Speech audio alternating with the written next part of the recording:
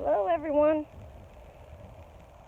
Well, my thoughts was I was going to take a walk around this lake.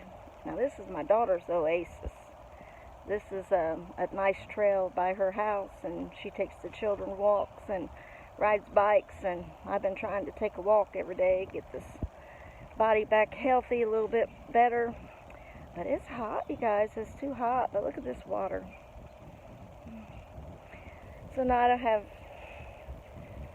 no desire to sweat today. I'm in my nice, look at this yard sale shirt. I love it. Yeah, I can dress myself for $1, you guys. I love a yard sale. Yesterday was some good yard sales. So, then we just stopped at 2. Just imagine if I go to a community sale, Ooh, so, I got to stimulate the economy. So I was thinking, looking at this water. See, it's got some little fishes in there. I was thinking about my Sandy. Right here's where her and Jane get to go fishing for free because Christina pays the HOH or whatever, and so they get to come over here and go fishing. Plus they have fishing license for life, and they're great fishermen. And right here's where Sandy taught my kids, not my kids, but her great-grandkids, some of them, how to fish, and she used to just be so patient with them about reeling it in and throwing it out. Now, I don't have no patience for fishing. I don't.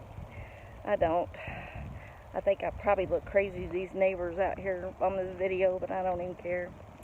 So anyway, she's had patience, and she's got a lot of patience with these grandchildren.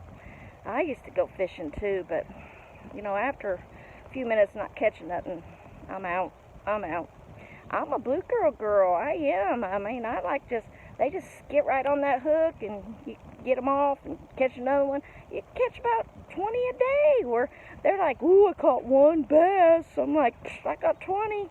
But they don't see it like that. Nobody sees it like that. But I like the thrill of catching them.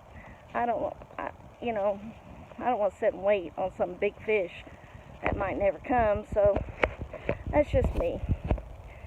So I wish I had more patience, but I don't pray for that. I'm telling you guys, don't pray for that. So I was just thinking about her, and I was going to tell you a story. So I'm Sandy's daughter-in-law, okay, ex-daughter-in-law, because we're divorced, but I kept the family. I got in this family. We started dating when I was 13 years old, so I've been in this family all my life. She should have just adopted me. I mean, and then I could be getting these updates too. She should have just adopted me. Anyway, so I'll tell you the day that I knew Sandy thought of me as her child, and she did. She treats me just like one of her children. I think she's a little bit easier on me because, but I don't do nothing to get in trouble, y'all. I'm a good girl. I don't know. So me and Robert we had some knockout dragouts. Okay, we got together, like I said, when I was 13, and I was a tomboy, and I was a fighter. Okay, if you called me one name, I'm gonna call you two. If you come at me soft, I'm gonna come at you hard. I mean, I was a little bit of a, nobody put nothing past me. Okay, just know that I told some people before that I was a fighter, and they didn't believe it, but Robert knows I was a fighter. So we had some knockout dragouts, and I told him, I said, the day you put your hands on me will be the day you die. And he was like, what are you talking about? I never hit you. I'm like, and you won't ever hit me either, because I'll kill you. And there was one day, there's just one day where he put his hands on me, and he swears he didn't hit me. He didn't. We were just arguing, and we were 17 years old. We was in one of our second apartment together, and he come up behind. We were arguing. I walked away from him because I only fooled with foolishness for so long. He came into the kitchen. I was going to cook some dinner. I know we had a little baby Christina. I think she's about a year old. Maybe she is a couple years old. But he came up and pushed me, took my shoulders and pushed me up against the wall. I seen that as an act of violence. And he's like, you're going to talk to me, and we're going to finish having this conversation. Well, I finished the conversation with the frying pan to the head. And I declared there that he had started a war, and then I was going to finish it. You know, he might have went a little bit too far. He backed off, You know, he was scared, he a little bit scared me, because I told him, I said, if I ever get in a situation, I'm not going to be the victim. No, I will go down fighting, swinging, picking up lamps, knives. I'm not going to be the victim. So he knew that. He knew I was a fighter. So he got hit in the head with a frying pan. I didn't kill him or nothing. You know, he's still walking around, but maybe that's why he's so crazy now. So anyway, see, he had heard about that. He left because, you know, he was asked to leave. He went to his mom's. He said, Mom, she's crazy. This girl is crazy. She hit me with a frying pan. And she's trying to kill me. Yeah. And I would have killed him too. I probably would have. Back before Jesus got a hold of this heart. Ooh, thank God Jesus got a hold of this heart. I'd be up on murder charges right now. I would be telling a different story. But thank God Jesus, did a little something in there. Thank you, Jesus. Woo. So anyway, she heard about it. Now in the summertime, I have a birthmark.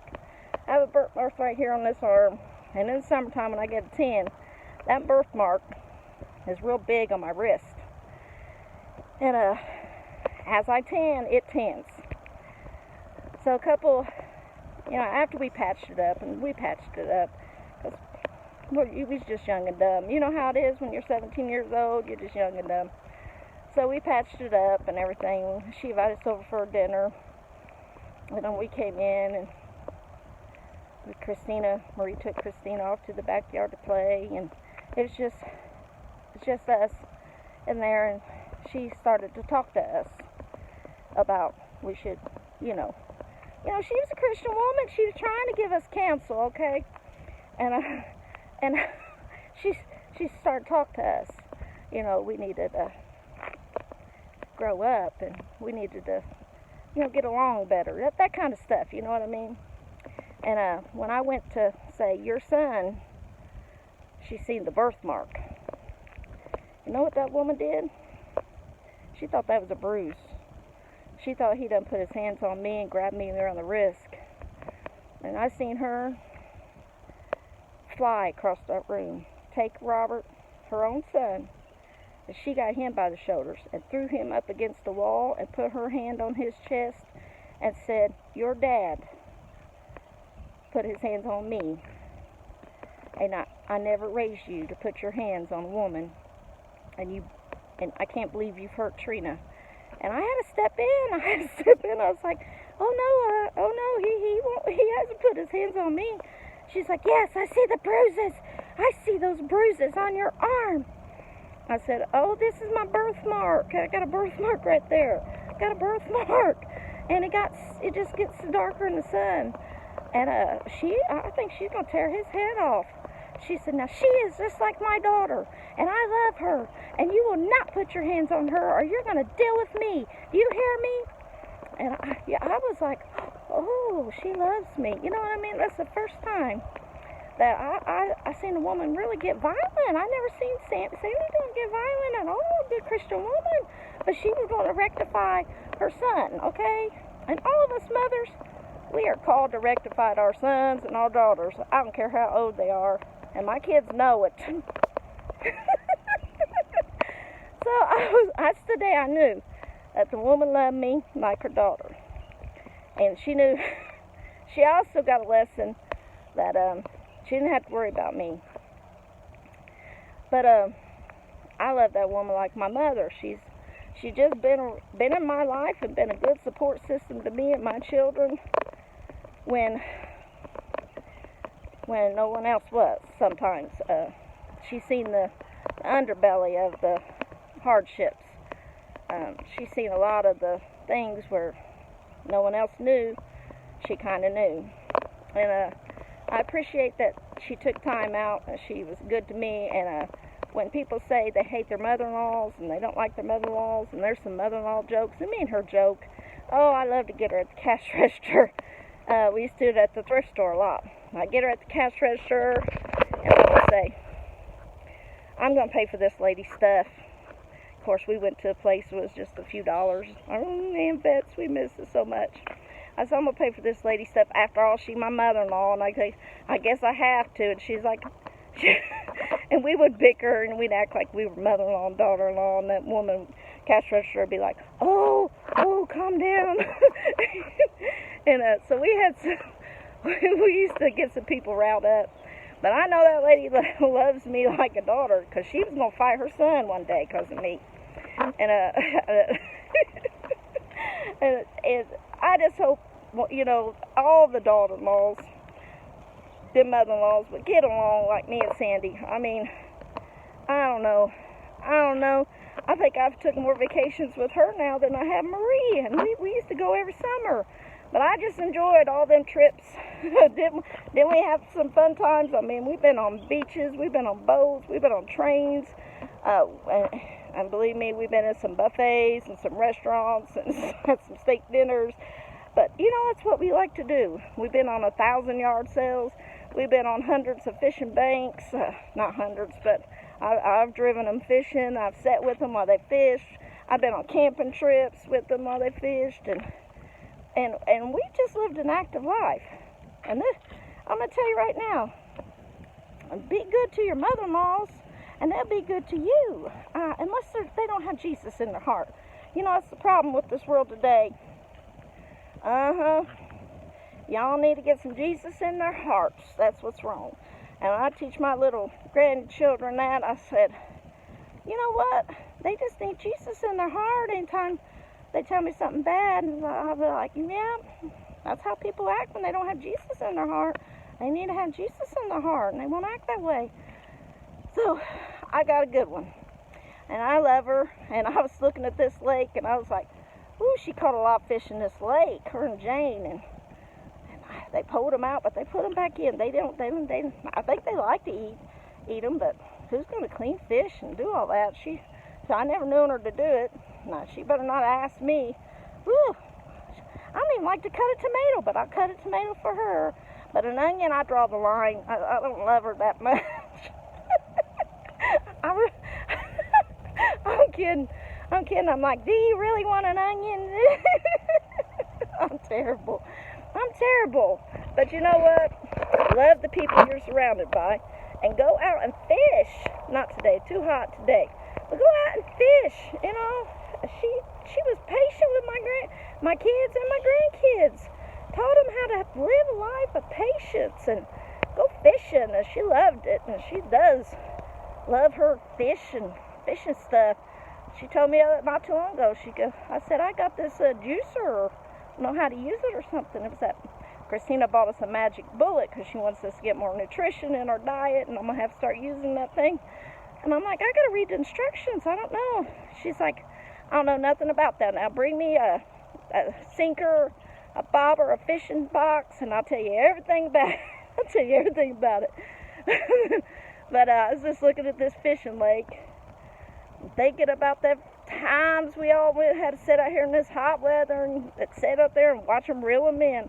But the joy of catching them, right? The joy of catching them. So, y'all have a good day. Know that God is with us everywhere we are. But I just think He hovers. You know, there's a crystal river in heaven.